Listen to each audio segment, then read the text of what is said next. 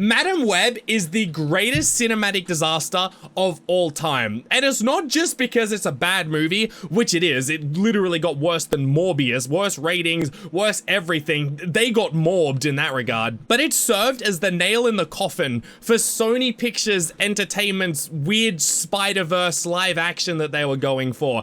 It just proved to everyone out there that Sony rocks up, they pull their pants down, and they take a fat dump right in everybody's face when it comes to movie making. They just produce the worst quality works in all of history. Like, I swear, they hire aliens from the planet Glorp to study humans for 5 minutes and then come up with a wacky script for a great cinematic movie masterpiece that ends up being a disaster. Rugrats episodes look better than this. It's just so bad. And I can tell you, after Morbius, after Madame Web, no one is ever going to be going to Sony's whatever their next thing is. I'm pretty sure they got Kraven the Hunter coming up. I was gonna say Raven the Bunter. Kraven the Hunter and Venom 3. Okay, Venom 3 maybe because, you know, that the original wasn't total garbage. It wasn't Morbius level, but I don't have high hopes for it. But any new project that they're releasing, nobody's gonna see because they're so bad at making movies.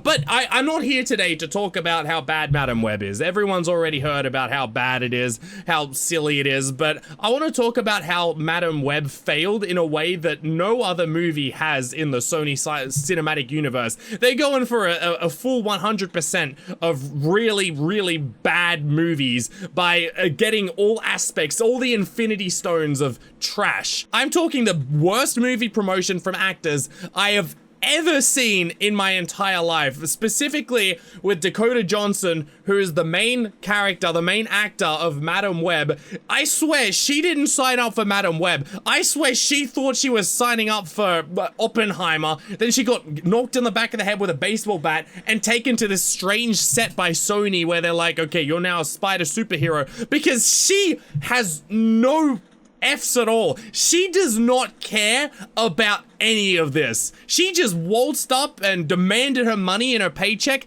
gave zero effort on any of it, and then went home because her public relations stuff, her interviews and everything shows she has absolutely zero idea about anything that's happening. The funny part is that she's so bad at promoting the movie that it actually got talked about elsewhere on the internet, and so the movie kind of got more promoted just because of how bad it is. And we're gonna go through and like it gets worse and worse with the levels of not knowing what the hell is going on. So let's start with this one. But is there a theme song?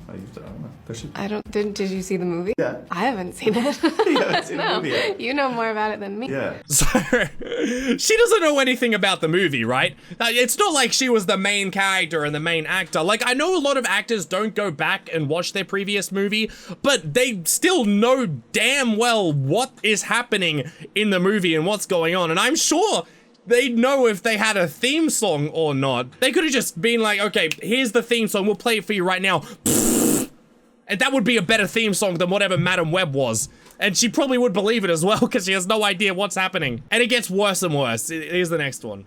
Can you name the 3 Spider-Man Tom Holland movies? Yeah. Should I just go on faith? Yeah. Oh. Spider-Man, here he comes. Here he comes. That's number 1. Yep. Spider-Man, and he's back. Yes. And the other one, the last one is the Goblet of Spider-Man. Amazing. Truly, that was incredible. If she wasn't actually trying, the improvisation there was magnificent, better than Robin Williams. It was gorgeous, glorious. I get it. I know being on the spot, it must be hard, but my God, she doesn't know anything about anything to do with Spider-Man. If I were an actor, this is just me going into a movie about anything, like for example, Dune, right? I haven't seen anything of Dune. I don't know anything about it. I hear it's really good, so I might see it. But if I were an actor for Dune, I would read every single book. I would watch every single piece of media on it. I'd try and get every little hidden detail on the lore. And then here's Dakota Johnson being like, Spider-Man? Is that the guy, the cape that fights the Jonkler? Like, I'm surprised she even knows who Spider-Man is. And the attempt to guess those names was just, it got me vomiting, you know. My spider senses were tingling about danger. Danger to my heart, because my heart cannot take this strain. Well, typically you can probably get away with doing something like that for a standalone movie, like a Jackie Chan documentary. You don't need to know everything about Jackie Chan's life to pretend play as Jackie Chan, but she is in the Sony Cinematic Universe. It's literally called the Sony Spider-Verse. You know in future that she is probably going to be interacting with Spider-Man from different places. She needs to know about this stuff. And the next clip shows you that it just gets worse and worse. Do you know or have a hope of like who the Peter Parker is in this world? I have no idea. Marvel movies are the most confusing, like having to know past storylines is so confusing, so I'm really grateful to be in one where you don't really have to know anything going into it. So you're really grateful that you get to be lazy and not have to do any study and research about it. But that's not the main thing. The main issue here is she thinks she needs to see the Marvel Cinematic Universe movies.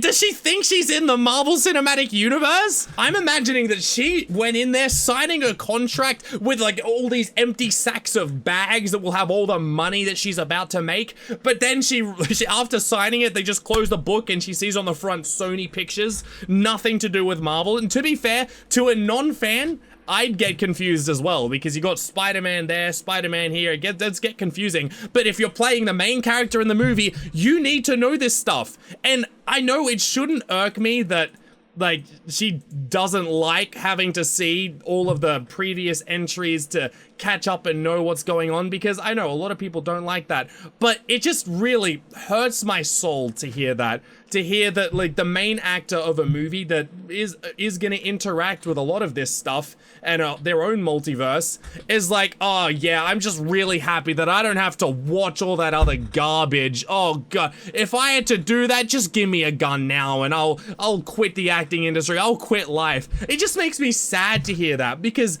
it shows you how unpassionate they are about the movie and about the character. It's just so sad and really upsetting, and it does not inspire confidence at all. Like, if these were happening before the Madam Web came out, I wouldn't, I mean, I didn't see it anyway, but at that point, I'd filter it out of every search on the internet. If anyone said so much as an M from Madam Web, I'd be like, get out of here. And then it's time for dessert, because we got one more special little treat. Did this change from start to finish? Like, from what you read and you signed, I'm really curious, like, how much did this change from start to finish? Like, from what you read and you signed on for Madam Web to what we see on screen. There were drastic changes. And I can't even tell you what they were. I don't know if she's saying that because she knows what the changes are but can't say, or just because she legitimately doesn't know what the changes were. She just gets handed a new script and goes back to rereading and starting the lines from the beginning, immediately erasing anything else from her head because she doesn't like going back and researching previous things. That was just funny. And I like to imagine that the original script for this movie was perfect. Before they made changes, I imagine Morbius times Madam Web, the Morbin time sequel, and you just got Morbius working with Madam Web. She can tell the future, like, Morbius, move 3 kilometers to the left, it's Morbin time, and then he just flies over there with his weird special effects thingy. Oh, that would have been glorious. You know, these two working together to make the greatest cinematic flop of all time would have made my day. But anyway, that's just why Madam Web saddens me so much, because the actors are clearly done with it. I think Sony's just gonna be done with their cinematic universe. I think they're pulling the plug on that soon. I wouldn't be surprised if Kraven the Hunter gets scrapped, kind of like what happened to the Roadrunner movie. Anyway, I'll see you in the next one. Bye.